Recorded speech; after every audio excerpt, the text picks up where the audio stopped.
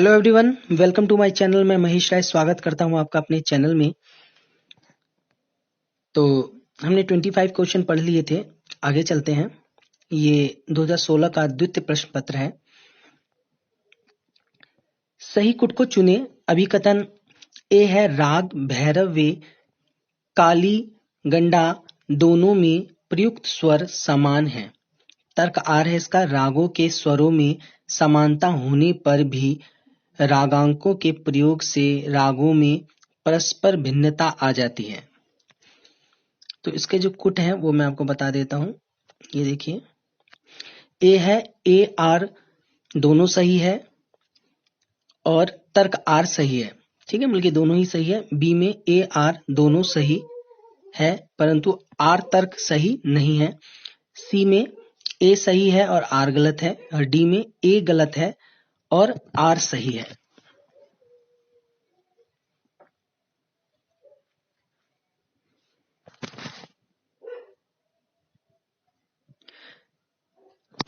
तो इसका सही आंसर है ए, दोनों ही सही है कि राग भैरव व कालीगड़ा दोनों में प्रयुक्त स्वर समान है। दोनों में ही स्वर जो है वो समान है। राग थोड़ा गंभीर प्रकृति का होता है और ये गंभीर प्रकृति का नहीं होता ज्यादा। रागों के स्वरों में समानता होने पर भी रागांकों के प्रयोग से रागों में परस्पर भिन्नता आ जाती है। ठीक है, अगर सेम है लेकिन उसमें उसका चलन अलग है तो राग डिफरेंस हो जाएगा, स्वर भले ही सेम हो। आगे चलते हैं। Question number 17। प्रस्ताव, उद्गीत, प्रतिहार, उपद्रव तथा निधन है। ए है आपका ऑप्शन जो है साम की गुणवत्ता को इंगित करने वाले तत्व हैं। बी साम गायन के खंड। सी अभिनय के तत्व। डी सूत्रधार की प्रस्तुति के अंग। अब एक चीज देखा है कि ज्यादा बड़ी वीडियो नहीं होनी चाहिए क्योंकि उससे प्रॉब्लम होती है। तो जितनी भी वीडियो बनेगी ज्यादा से ज्यादा 20-25 मिनट की वीडियो होनी चाहिए, मुझे ये लगा। आगे चलते हैं। इसका सही आंसर है बी, इसका सही आंसर है। ये क्या है? साम गायन के खंड है। आगे पढ़ते हैं इसका। प्रस्ताव, उद्गीत, प्रतिहार, उपद्रव तथा निधन साम गायन के खंड है। साम गान में स्वर का विशेष महत्व था। साम के आरंभ में ओम स्वर से करने की परंपरा थी। किससे? ओम स्वर से करने की परंपरा थी। और साम गान का अंत भी ओम की ध्वनि से होता है। ठीक है, तो इसका जो आंसर है बी है। आगे चलते हैं। Question number 28। दुदुम्बी वाद्यों की किस श्रेणी के अंतर्गत आती है? ए अवनद्य, बी सुसीर, सी तत् या डी घन।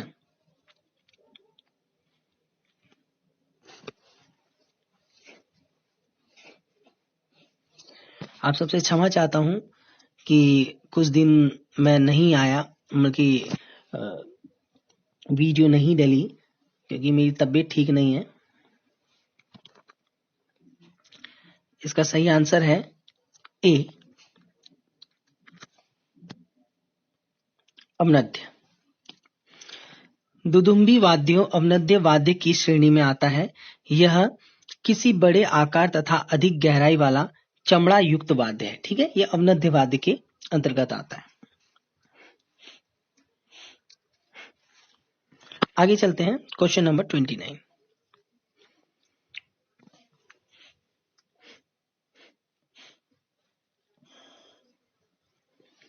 यति इंगित करती है। ए कोमल तथा शुद्ध स्वर को। बी राग स्वरूप को। सी लय की विभिन्न आकृतियों को या डी गायन समय को।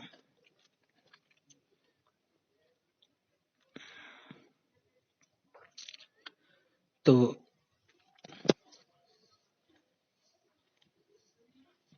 सही आंसर है इसका सी लय की विभिन्न आकृतियों को इंगित करती है यति। ठीक है, लय की विभिन्न आकृतियों को इंगित करती है यति। यति लय की विभिन्न आकृतियों को इंगित करती है। लय के चाल क्रम को यति कहा जाता है। यति के 5 प्रकार माने गए हैं। पहला है समा, जो है सूत्रगता, तीसरा है मृदंगा, चौथा पिपीलिका और 5वां है गौपुच्छा। ठीक है, आगे चलते हैं। Question number 30।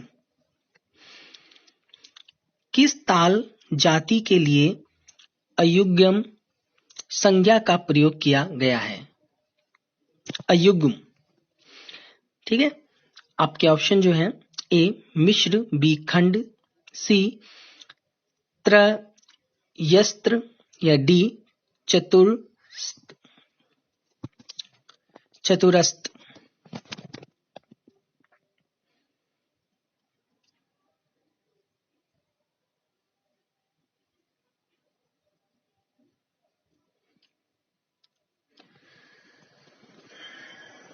तो आपका सही आंसर है सी,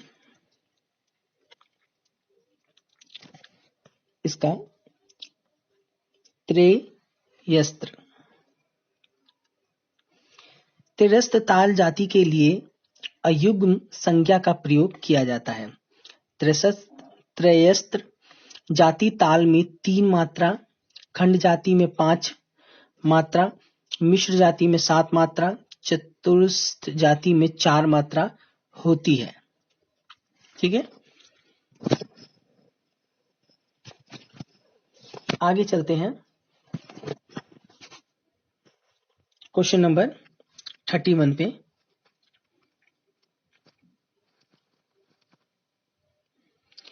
निम्नलिखित को सुम्मिलित कीजिए। आपको इसको सुम्मिलित करना है और ये आपके ऑप्शन है। ठीक है,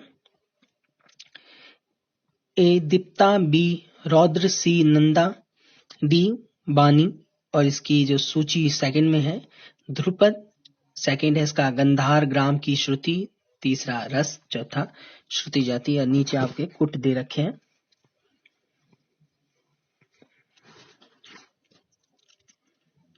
ऐसे क्वेश्चन में एक मिलाने से सारे आ जाते हैं, कभी कभार पे हमें दूसरा भी मिलाना पड़ता है।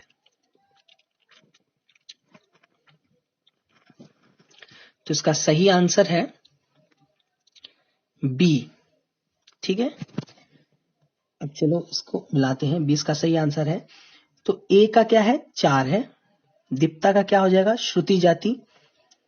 बी का हो जाएगा 3। रौद्र का हो जाएगा क्या है? रौद्र क्या है? रस है।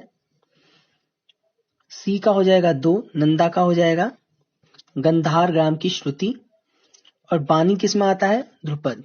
ठीक है, नीचे भी दिया हुआ है दीप्ता श्रुति जाति, रौद्र रस है, नंदा गंधार ग्राम की श्रुति है और बानी ध्रुपद से संबंधित है। जितने भी ग्राम है ना, ये ग्राम से भी क्वेश्चन जरूर आते हैं, इसलिए जितने भी मध्यम ग्राम है उसकी जो श्रुतियां हैं और जो सदस्य ग्राम है उसकी श्रुतियां हैं, गंधार ग्राम है उसकी श्रुतियां हैं, ये आप अच्छे से जरूर करना, नेट के लिए ये जरूरी है। आगे चलते हैं। Question number 32। लॉर्ड डलहौजी ने किस वर्ष में वाजिद अली शाह को निर्वासित किया था? ए 1850 में, बी 1852 में, सी 1854 में या डी 1856 में? लॉर्ड हौजी ने किस वर्ष में वाजिद अली शाह को निर्वासित किया था? सही आंसर है आपका डी। कब किया था? 1856 में किया था।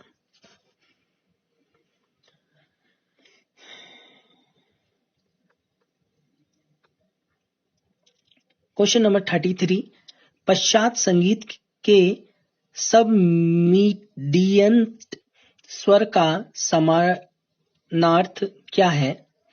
ए मध्यम, बी षड्ज, सी निषाद या डी धैवत।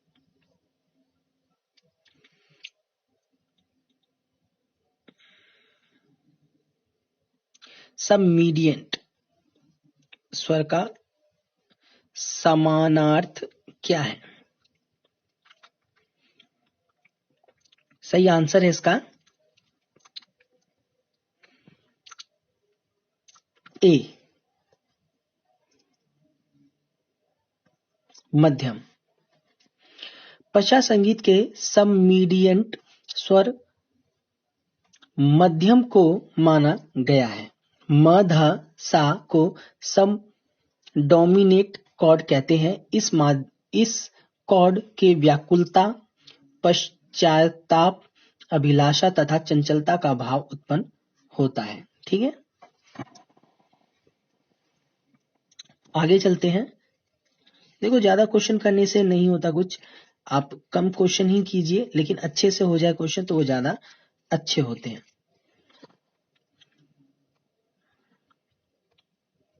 क्वेश्चन नंबर 34, निम्नलिखित में से विषम को चुनिए। ए कृष्ण, बी पद्मिनी, सी पतिता या डी प्रिया।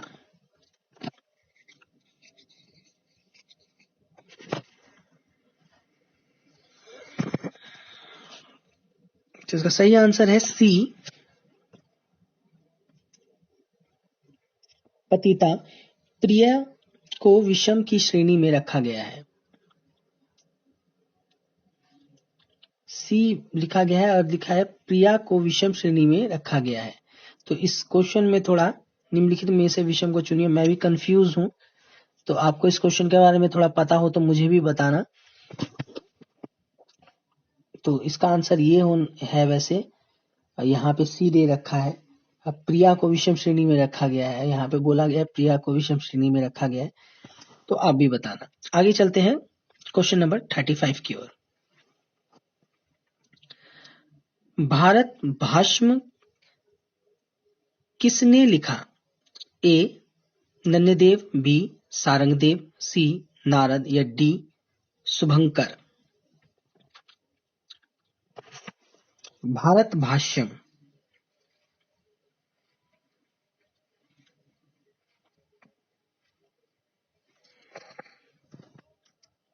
आप जो वीडियो को उसको शेयर जरूर किया कीजिए, ताकि लोगों की हेल्प हो पाए, लोगों तक वीडियो पहुंच पाए, जो म्यूजिक से नेट की तैयारी कर रहे हैं या टीजीटी पीजीटी की तैयारी कर रहे हैं, उनकी थोड़ी हेल्प हो पाए।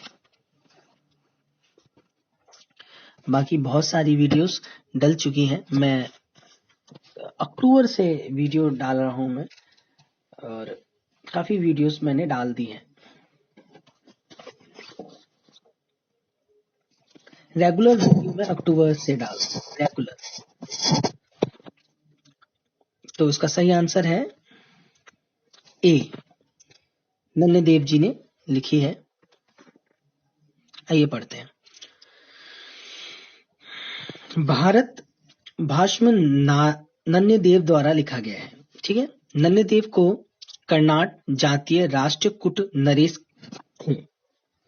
इन्हें मोहन मुरारी और क्षमापाल नारायण उपाधियां प्राप्त थी। कौन कौन सी?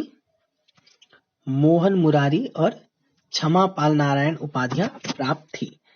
इनका प्रसिद्ध ग्रंथ सरस्वती हृदयालंकार है। सरस्वती, ये देख सकते हैं, हृदयालंकार है, जिसे भरत भाष्य भी कहते हैं। आगे चलते हैं क्वेश्चन नंबर 36 पे। सही कुट को चुनिए। ये कुट है आपका। ए स्वरमेल कलानिधि राग विभोद, गीत सूत्रसार राग ओ रूप। बी का है राग विभोद स्वरमेल कलानिधि राग ओ रूप गीत सूत्रसार। सी है राग ओ रूप गीत सूत्रसार राग विभोद स्वरमेल कलानिधि। डी स्वरमेल कलानिधि राग विभोद राग ओ रूप और गीत सूत्र सार। सही क्रम में लिखना है। देखो, सही क्रम और सही काल का जो मतलब होता है, जो काल का मतलब हो गया आप मतलब कि जो पुराने तरफ से आ रहे हैं वैसे लिखना होता है। क्रम से जो लिखना होता है, जो जैसे इसमें है जो सबसे पहले आई है वो आपको सबसे लास्ट में लिखना है सही क्रम वाले में। ठीक है, जो मतलब कि प्राचीन काल में जो आई है वो आपको बाद में लिखना है सही क्रम वाले में। नहीं, ये थोड़ा सा अलग है और मतलब कि सेम वही है, वैसे थोड़ा सा अलग है। और जिसमें आ जाता है सही काल में लिखिए, तो जो पुराना है वो पहले आप लिखोगे। जो भी ग्रंथ पहले ग्रंथ को लेके है, जैसे कोई एग्जांपल ग्रंथ को लेके है तो ग्रंथ जैसे दे रखा है 4 ग्रंथ दे रखे, तो जैसे जो पुराना है वो पहले आप लिखोगे अगर काल के बारे में पूछ रखा है। अगर सही क्रम पूछ रखा है तो क्रम में आप अलग तरीके से लिखोगे, बल्कि बढ़ते क्रम में लिखोगे। एक होता है ना बढ़ते क्रम घटते क्रम, तो उसी में इसको आपको बढ़ते क्रम में लिखना है। मतलब कि जो सबसे प्राचीन हो वो सबसे बाद में आएगा। इसका सही आंसर है, देखते हैं, ये देखिए इसका सही आंसर ए है इसका। ये देखिए स्वरमेल कलानिधि रामात्य द्वारा 1550 में लिखी गई थी। ठीक है, स्वरमेल कलानिधि। राग विभोद सोमनाथ द्वारा लिखा गया था 1609, तो आ गया ना बढ़ते क्रम में है ना ये। और गीत सूत्रसार उसके बाद राग ओ रूप इत्यादि। ठीक है, तो ये हो गया। अब काल में पूछता तो पहले ये आता राग ओ रूप, फिर गीत सूत्रसार, फिर आता सोमनाथ का ये राग विभोद, और उसके बाद आता 1550 में स्वरमेल कलानिधि। आगे चलते हैं क्वेश्चन नंबर 37। निम्नलिखित को सुमेलित कीजिए। सूची 1 में जो दे रखा है ये देख लीजिए आप, थोड़ा सा और छोटा करना पड़ेगा इसे। फॉर्ट बी पियानो, सी लेंटो, डी प्रेस्टो, और इसमें सूची 2 में जो है मृदंग उच्च, अत्यंत तेज और मंद। कुट आपको नीचे दे रखा है।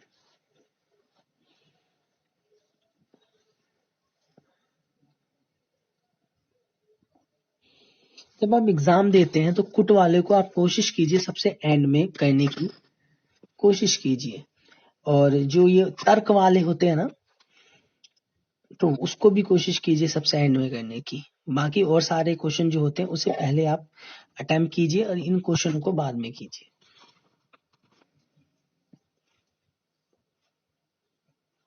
और जो फर्स्ट पेपर होता है उसमें जो आपका जो सबसे ठोस है सबसे पहले उसको कीजिए। जैसे आपका हिंदी अगर ठोस है या जी के ठोस है, जो समझ की सबसे ठोस का मतलब कि जो सबसे अच्छा है आपका जीएस, जी के और रीजनिंग, जो आपको सबसे अच्छा लगता है वो कीजिए।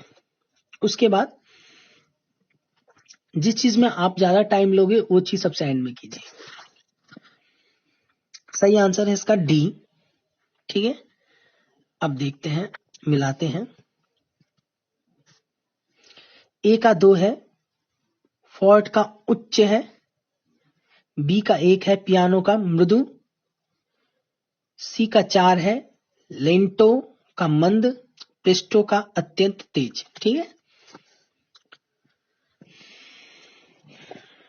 देखो दे रखा है फॉर्ट उच्च से, पियानो मृदु से, लेंटो मंद, प्रेस्टो अत्यंत तेज इत्यादि।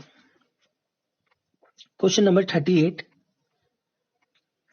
आज हम 40 ही क्वेश्चन करेंगे। ठीक है, 40 तक ही क्वेश्चन करेंगे। निम्नलिखित में से विषम को चुनिए। ए गुणी, बी गायक, सी नायक या डी वज्ञकार। और इससे पहली जो वीडियो है मतलब कि 125 से मैं अभी करवा रहा हूँ 1 से जो 25 तक के क्वेश्चन है वो चैनल पे डाल दिए गए हैं, तो वो भी आप देख सकते हैं। एक लाइन से ही सब कुछ होना चाहिए।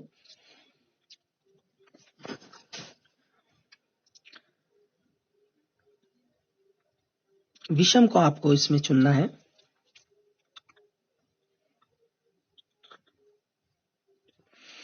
तो इसका आंसर है डी।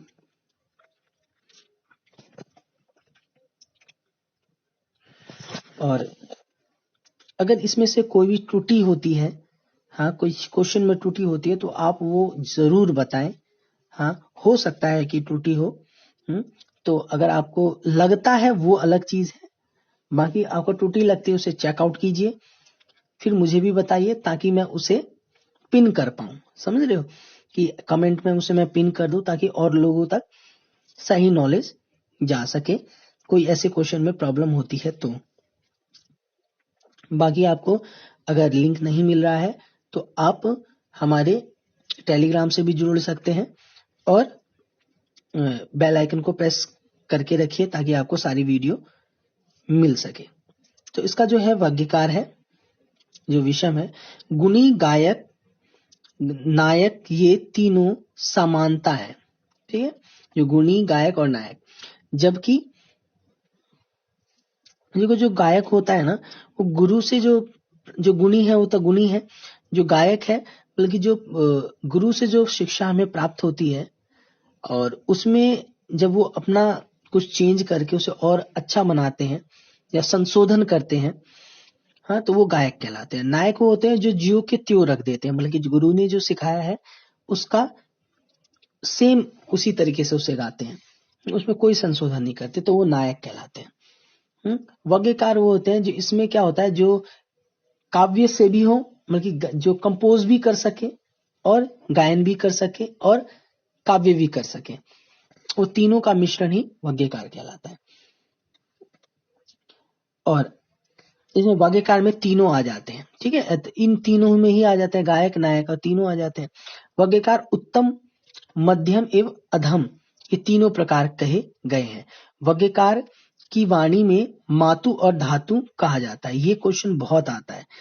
ठीक है, कि वाग्यकार की वाणी में मातु और धातु कहा गया है। सेकंड लास्ट क्वेश्चन, वर्तमान समय में हिंदुस्तानी शास्त्रीय रागों की कुल कितनी जातियां होती हैं वर्तमान समय में? ए 3, बी 6, सी 9, डी 10। जब हम क्वेश्चन पढ़ते हैं ना तो उसे अच्छे से पढ़ा करो, वरना क्या होता है कि जो चीज रिलेट करती है ना नेट में वो जरूर डालते हैं।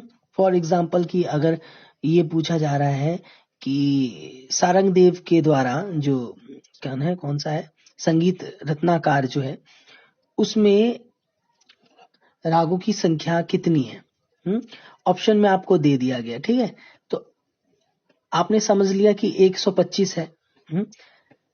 और लेकिन उसमें आप ऑप्शन में देखोगे तो उसमें पक्का डेफिनेटली 120 भी होगा। क्योंकि इसलिए होता है 120, इसलिए उसमें मेंशन होता है क्योंकि ये देसी राग है। और 5 मार्गी हो गए, तो एक टोटल इतना है। लेकिन वो मेंशन जरूर करते हैं इसमें 120। वही आप टीजीटी का उठा के देखोगे तो ये नहीं होगा।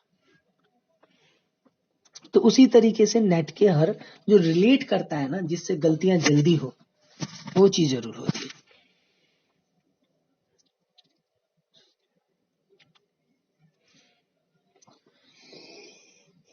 और यहां पे भी देख लीजिए आप, कुल पूछा गया है, तो इसका सही आंसर है सी 9। मैंने आपको पहले ही बताया था कुल पूछा गया है। वैसे पूछा जाए कि कितनी जातियां होती हैं तो 3 होती हैं, औड़व, साड़व और संपूर्ण। ठीक है, ये 3 जाति होते हैं। औड़व में क्या होता है कि 5 स्वर लगते हैं, साड़व में 6 और संपूर्ण में 7। ठीक है, अब क्या होता है कि इसी करके 2-2 करके ये बन जाती है, हमारी 9 जातियां बन जाती हैं।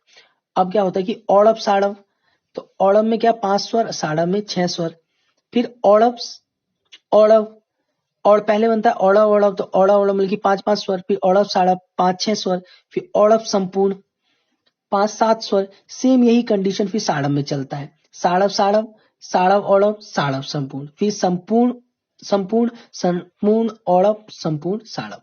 इस तरीके से हमारी 3-3 तीनों में बन जाती है और टोटल हो जाती है 3-3 करके हमारी तीनों में बन जाती है। औड़व में भी 3 बन जाती है और साड़व में भी 3 बन जाती है और संपूर्ण में भी 3 बन जाती है। तो इन तीनों को अगर प्लस कर दोगे तो 9 आंसर आपका आ जाएगा। वही यहाँ पे बताया गया है। वर्तमान समय में हिंदुस्तानी संगीत प्रजातियां मानी गई हैं। संपूर्ण संपूर्ण, ठीक है, संपूर्ण साड़व, संपूर्ण औड़व, ठीक है, ये देख सकते हैं। फिर साड़व साड़व, साड़व संपूर्ण, साड़व औड़व, फिर औड़व औड़व, औड़व साड़व, औड़व संपूर्ण मानी गई है, ठीक है। आगे चलते हैं क्वेश्चन नंबर 40। भारतीय शास्त्रीय संगीत में सामान्यता लय के कितने प्रकार प्रयोग होते हैं? ए 3, बी 6, सी 7 या डी 10?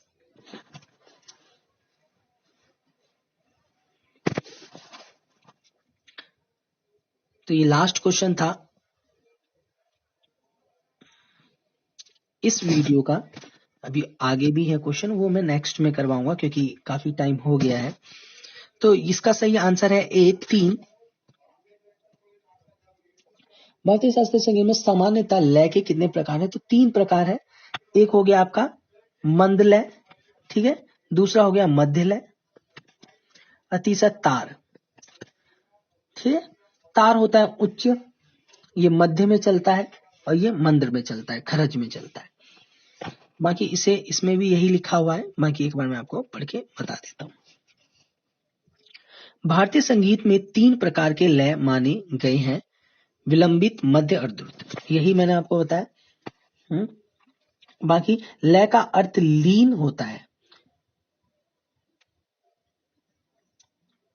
संगीत में 2 क्रियाओं का मध्य काल लय कहलाता है, इसलिए प्राचीन ग्रंथ में और वर्तमान में विलंबित, मध्य, द्रुत के क्रम में विपरीत संबंध होता है, ठीक है। द्रुत में होता है फास्ट अति, फिर मंद्र, फिर विलंबित, विलंबित बहुत धीरे। तो ये थे आज के हमारे 40 क्वेश्चन और काफी टाइम हो गया, 30 मिनट्स हो गए, तो इसलिए मुझे लगा कि इतना ही, इसी तरीके से हम क्वेश्चन करेंगे। और मुझे उम्मीद है आपको अच्छा लग रहा है। चैनल को सब्सक्राइब जरूर कीजिए, बेल आइकन को प्रेस जरूर कीजिए, शेयर कीजिए, लाइक कीजिए। लाइक करने से आपका कुछ नहीं जाता, बस मोटिवेशन मिलती है। तो इसीलिए लाइक भी, अगर आपको थोड़ा सा भी अच्छा लगता है, मेरा काम अच्छा लगता है तो कीजिए, वरना मैं लेफ्ट भी सोच रहा हूँ कि ठीक ही है। बाकी यही चीज है। हमारा जो टेलीग्राम है वहां से आप जुड़ सकते हैं, ऑल म्यूजिक एग्जाम के नाम से हमारा टेलीग्राम है, तो आप वहां से जुड़ सकते हैं। और काफी लोग वहां पे, जो भी मेरे से जितनी भी हेल्प हो पाती है वहां पे मैं कर देता हूँ। बाकी और भी लोग हैं वो भी रिप्लाई करते हैं, आप वहां से हो सकते हैं। बाकी जो भी प्राइवेट जॉब आती है और गवर्नमेंट आती है, उसकी अपडेट मैं वहां पे देता रहता हूँ, जिससे आप सबकी हेल्प हो पाए। मुझे भी काफी फायदा मिलता है, मेरी भी हेल्प हो पाती है आप सबसे मिलके। आप सबके बहुत सारी, कुछ लोग ऐसे होते हैं जो मुझे बताते हैं कि सर ये नहीं था, ये चीज थी। तो हम सब तो गुरु भाई हैं, एक साथ हैं, और ये सब चीज करने से हमें भी फायदा होता है, आपको भी फायदा होता है। तो इससे ही संगीत की सेवा हो रही है। तो मुझे उम्मीद है आपको अच्छा लग रहा है। और आज के लिए इतना ही। जय हिंद, जय भारत, थैंक यू एवरीवन।